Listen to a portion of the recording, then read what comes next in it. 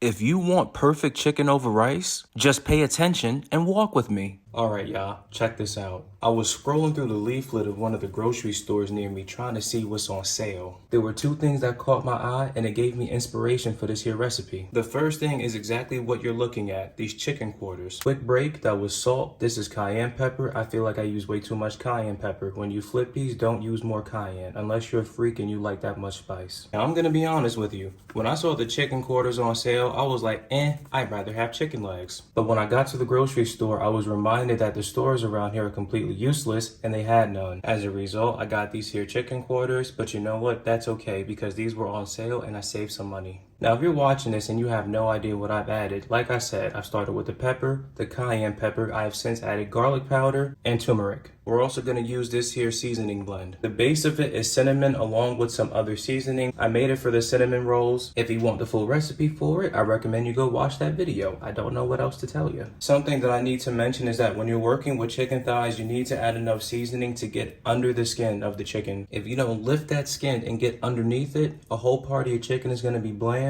and you are not going to watch one of my recipes and get away with making bland food. But what we do now is we give these pieces of chicken a flip to these very ugly looking undersides. And you rinse and repeat with the same seasoning. I almost forgot to mention that this is going to get some lemon juice. On top of the lemon juice, we also added some oil so that we make sure that our seasonings are evenly dispersed as we mix the chicken. And look, it's like I said, you want to pull back this skin and you want to make sure you get that seasoning all up in here and under here. And what I love about recipes like this is that you really don't need to add that many seasonings to get that big time flavor. What's even better is that you get to preheat your oven, you set it to 400 degrees, and you put your chicken in there for about an hour, and you get to forget about it. Now, when I saw Basmati rice was on sale, I got happy. I did not have to pay full price to get it, and it allowed me to steer away from using jasmine rice, which is kind of what I wanted to do anyway. Once those long grains of rice cook and fluff up, they're gonna look perfect. Now, could you use an onion for this recipe?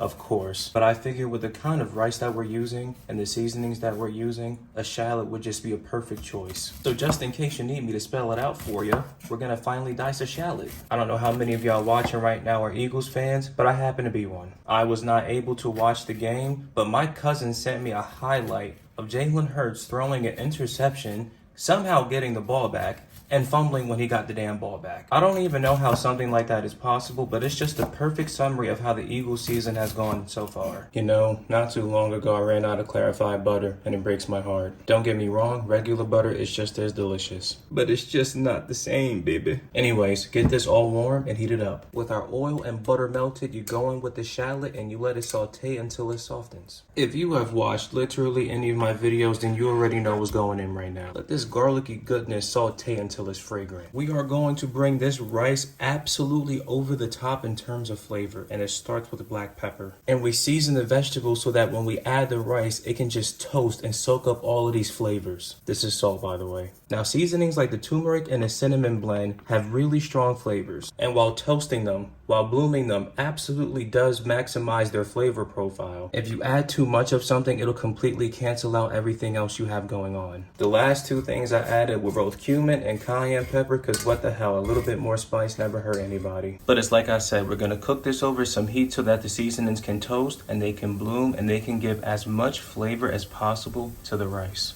Our journey of maximizing flavor continues, and the next stop is toasting the rice. Toasting the rice not only gives it a chance to absorb these seasonings directly, but we're also gonna add flavor to each and every singular granule we have in the pot. If your kitchen doesn't smell warm and inviting right now, I fear you've done something wrong. You'll never guess what just happened to me. I was standing, minding my business, when suddenly I was tapped on my shoulder and I was told, "Child, the rice is done toasting." With the rice done toasting, we pour in our veggie stock.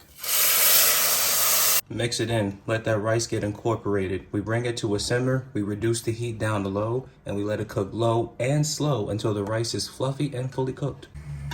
Phew, boy, that is hot. Now, and I'm gonna get you real close when I say this, tell me this ain't some pretty and golden looking chicken. Here we have our rice that's both perfect in cook and taste. The key to perfectly cooked basmati rice is to run a fork through it and fluff it and let it steam once you do that. The white plate is out, so you know what that means. I can't think of a better topping for a bed of rice than some perfectly cooked chicken. Just nestle it there, just like this. I noticed I had some leftover sour cream in the fridge and I figured, you know what? Why not? And we're doing just a tiny little dot, nothing crazy. But you already know we gotta finish with that parsley. I think the only correct way to describe this is intoxicating.